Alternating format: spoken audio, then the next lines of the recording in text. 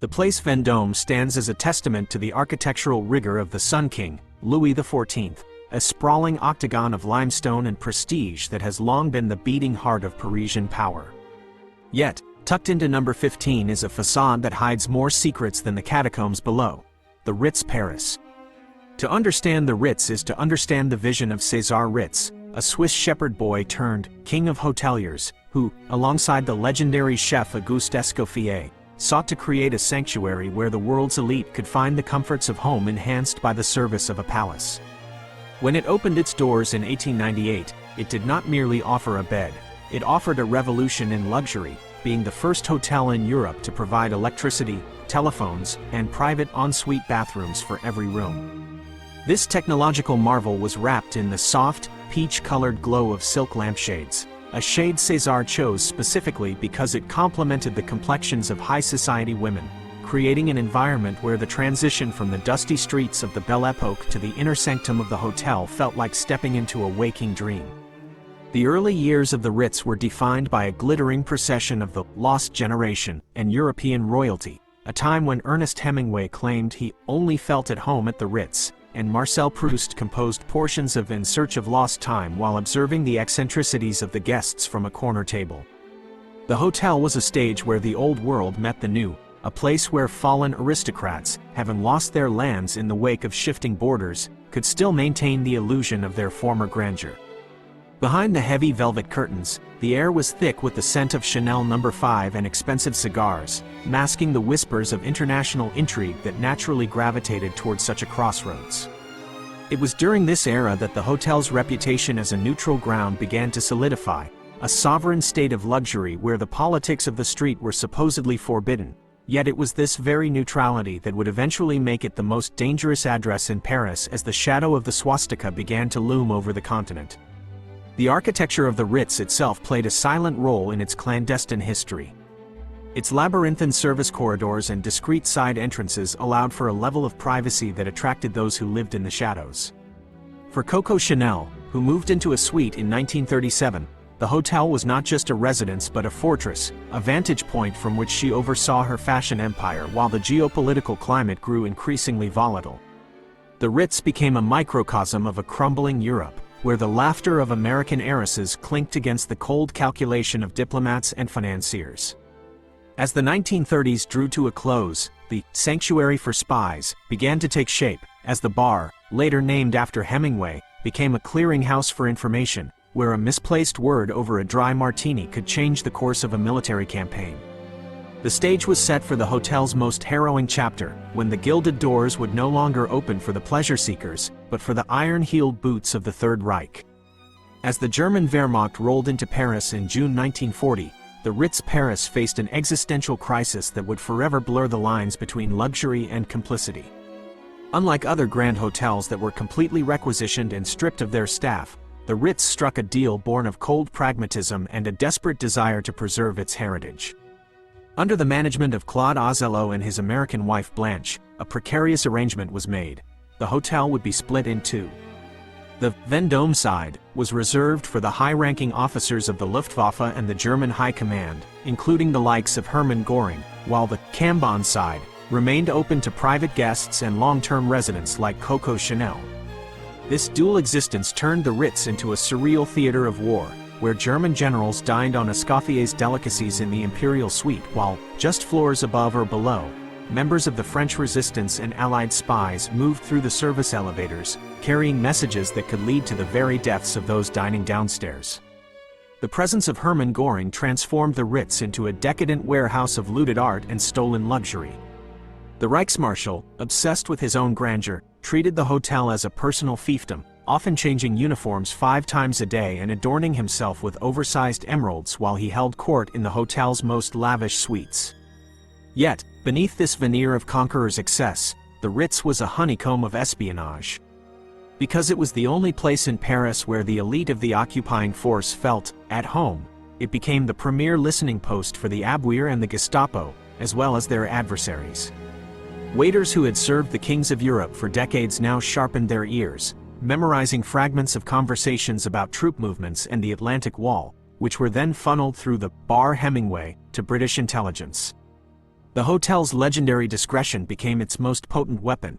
A nod from a concierge or a lingering glance from a porter often signaled the arrival of a sensitive guest whose true identity remained hidden behind a false Swiss passport. Perhaps the most controversial figure of this period was Coco Chanel, whose residency during the occupation remains a subject of intense historical scrutiny. Living in her private suite while her lover, Baron Hans Gunther von Dinklage, worked as a high-level German intelligence officer, Chanel navigated a treacherous path. Documents unearthed decades later suggest she was enlisted in Operation Modellhut, a clandestine attempt to use her pre-war connection to Winston Churchill to broker a separate peace between the Third Reich and Britain. While she moved through the lobby in her signature pearls, the Ritz served as her base of operations for a different kind of survival, one that involved protecting her business interests at any cost. This atmosphere of gilded collaboration created a moral gray zone that defined the hotel during the dark years, where the clinking of crystal glasses in the dining room provided a haunting soundtrack to the systematic betrayal and quiet resistance occurring within the same limestone walls. While the German high command reveled in the luxury of the Vendôme side, the corridors of the Ritz Paris whispered with the silent footsteps of the Shadow War. Claude Ozello, the hotel's director, operated under a veil of professional subservience to his German masters, yet behind this mask, he and several members of his staff were deeply embedded in the French resistance. The hotel's complex plumbing and ventilation shafts, once a marvel of modern engineering, became clandestine conduits for hiding Jews, escaped Allied pilots, and resistance fighters. The Ozellos lived in a state of constant, high-stakes theater. Blanche Ozello, with her fierce American temperament, often flirted with disaster by openly mocking the Nazi officers, while her husband worked quietly to ensure that the hotel's guests in the attic or the cellar remained invisible to the Gestapo patrols that frequently swept the premises. This precarious balance of power meant that the Ritz was one of the few places in occupied Europe where a Nazi general might be separated by a single lath and plaster wall from a man marked for execution by the Reich. As the war progressed, the Ritz became a focal point for the internal friction within the German military itself. It was in the private rooms and secluded corners of the hotel that the July 20th plot to assassinate Adolf Hitler found some of its most fervent, albeit cautious, sympathizers among the military elite stationed in Paris. General Karl Heinrich von Stulpnagel, the military governor of France who resided at the Ritz, was a central figure in the conspiracy. The hotel's atmosphere of refined neutrality provided a psychological refuge for these officers, allowing them to discuss the unthinkable while surrounded by the familiar comforts of the old European order they felt Hitler was destroying. The irony was profound. The very bastion of luxury that the Nazis had seized as a symbol of their triumph had become a laboratory for their downfall. When the plot eventually failed, the Ritz transitioned from a site of conspiracy to one of quiet mourning and terror, as the Gestapo tightened its grip on the hotel, leading to the arrest and brutal interrogation of staff members and guests suspected of disloyalty. The tension reached a fever pitch in August 1944 as the Allied forces drew closer to the capital. The liberation of the Ritz has since passed into the realm of legend, largely due to the theatrical arrival of Ernest Hemingway.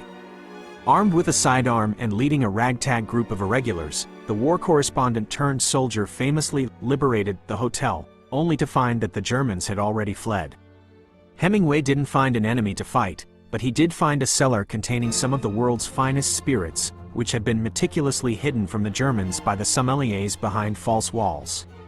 The Battle of the Ritz ended not with gunfire, but with Hemingway and his men running a bar tab that became as legendary as the man himself.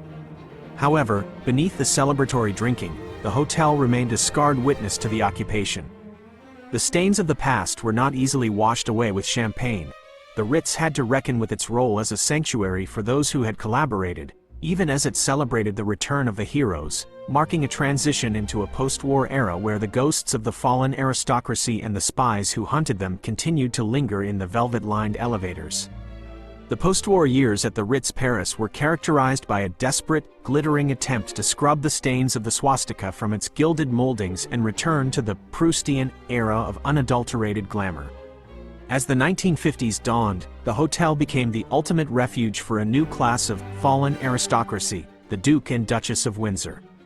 Having abdicated the British throne and lived through the ambiguities of the war years, Edward VIII and Wallace Simpson made the Ritz their Parisian headquarters, transforming their suite into a miniature court that rivaled the scale of Buckingham Palace. The hotel provided the social legitimacy they craved. Within its walls, they were still treated with the royal deference that the outside world had begun to deny them. This era saw the Ritz acting as a transitional space where the old monarchies of Europe, now largely ceremonial or in exile, mingled with the rising royalty of Hollywood. It was not uncommon to see Marlene Dietrich or Audrey Hepburn navigating the corridors alongside displaced Grand Dukes, all seeking the same thing: a sense of permanence in a world that had been irrevocably altered by total war. However, the 1960s and 70s brought a slow, creeping decay to the Place Vendôme. The Ritz, once the pinnacle of innovation, began to suffer from the very thing that made it famous: its refusal to change.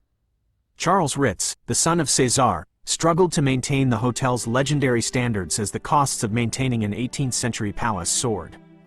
The sanctuary for spies took on a more modern, darker edge during the Cold War.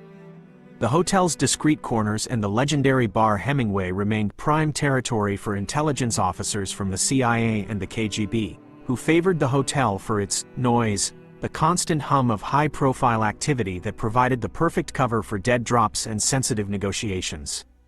The Ritz was no longer just a playground for the rich. It was a neutral diplomatic zone where the fate of post-colonial nations was often debated over decanters of cognac.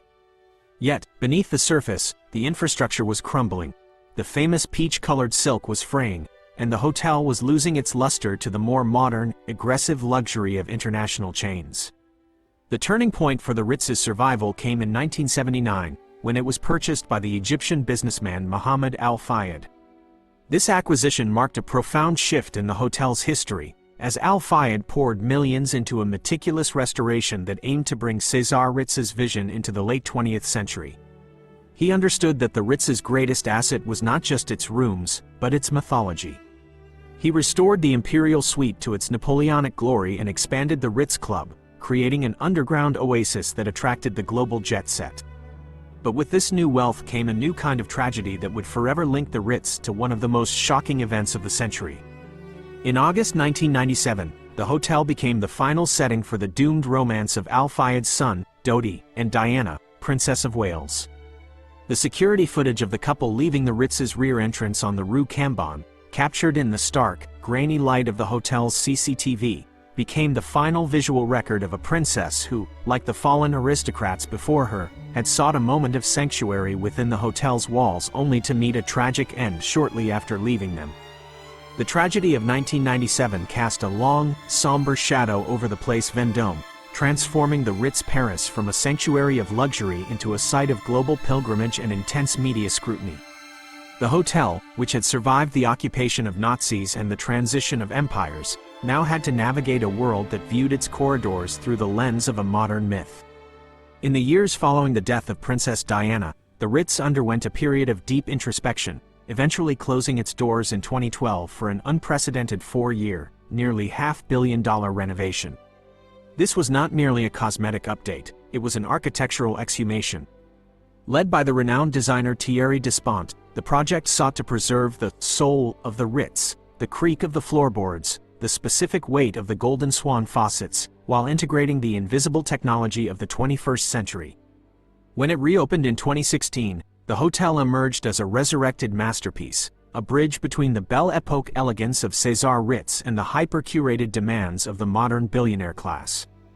Today, the Ritz Paris stands as a living museum of human ambition, betrayal, and resilience.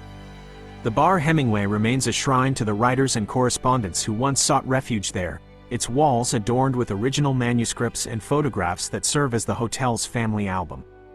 The sanctuary for spies has evolved into a fortress of privacy in an age of digital exposure, where the discreet disparator, to disappear, is still the most valued service provided by the staff. Yet, the echoes of the fallen aristocracy still linger in the imperial suite, and the ghosts of the German officers who once paced the Vendôme side are felt in the heavy silence of the night watch. The Ritz is no longer just a hotel, it is a repository of European history, a place where the grandeur of the past refuses to yield to the sterility of the present. It remains an enclave where the lost splendor is not just remembered but meticulously reenacted every day, from the precise folding of the linens to the choreographed service in the Lesbaden dining room. In the final analysis, the secret history of the Ritz Paris is the history of the 20th century itself, a century of magnificent dreams and devastating nightmares. It is a story of how a shepherd boy's vision of a home away from home became the backdrop for the rise and fall of dynasties, the plotting of world-changing assassinations, and the tragic end of a beloved princess. The limestone walls of No. 15 Place Vendôme have witnessed the best and worst of humanity, providing a gilded stage for heroes, villains, and everyone in between. As the sun sets over the Rue de la Paix, casting a golden glow on the Ritz's facade, one realizes that its true luxury lies not in the 24-karat gold leaf or the vintage cognac, but in the layers of stories embedded in its very foundation. The Ritz Paris remains a sanctuary, a witness, and a monument, a place where, for the right price, one can still buy a piece of eternity in a world that is always in a hurry to forget. Quote,